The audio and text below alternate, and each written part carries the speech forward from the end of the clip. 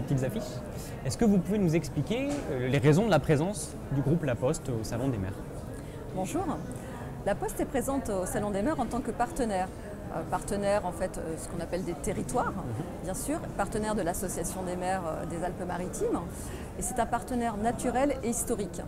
La Poste a toujours travaillé avec les territoires, avec sa composition de territoires très très différente. On parle aussi bien du haut pays, du rural, de l'urbain. Et nous avons en charge, en fin de compte, une des missions de service public de La Poste, c'est l'aménagement du territoire.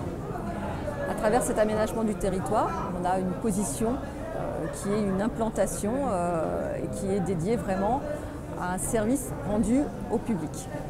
Ça se concrétise de quelle façon? Alors on parle volontiers de l'accessibilité des services publics.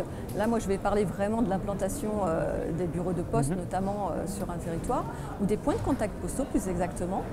Nous avons une loi qui nous donne obligation d'avoir 90% de nos points de contact, 90% de la population en lien à moins de 5 km ou 20 minutes de trajet automobile d'un point de contact. Donc en fait ce maillage qui est défini par la loi, c'est à nous aussi de le composer avec les élus dans toutes ces diversités. On peut très bien avoir un bureau de poste, on peut très bien avoir une agence postale communale, la Poste, agence postale communale, ou la Poste relais auprès d'un commerçant.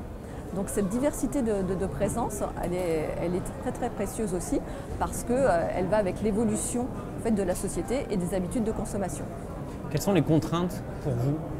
Enfin, quelles sont les contraintes pour La Poste de ces installations, justement de ces points de contact?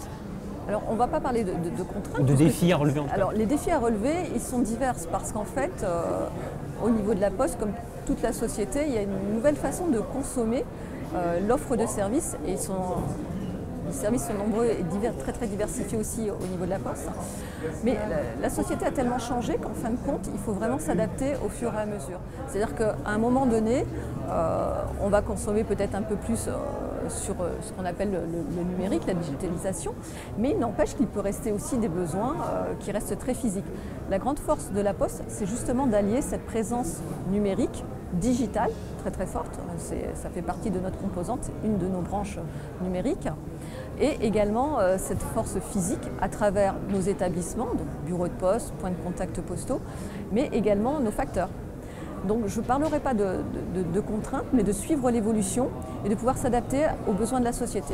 La société, elle a besoin de suivre l'évolution numérique, les gens s'y sont adaptés, mais on a encore très très très besoin, je ne sais pas comment mieux l'exprimer, de cette proximité humaine que représente La Poste à travers ses facteurs ou ses établissements et ses points de contact. Et c'est sa grande force de pouvoir allier le numérique à la présence humaine. Merci beaucoup.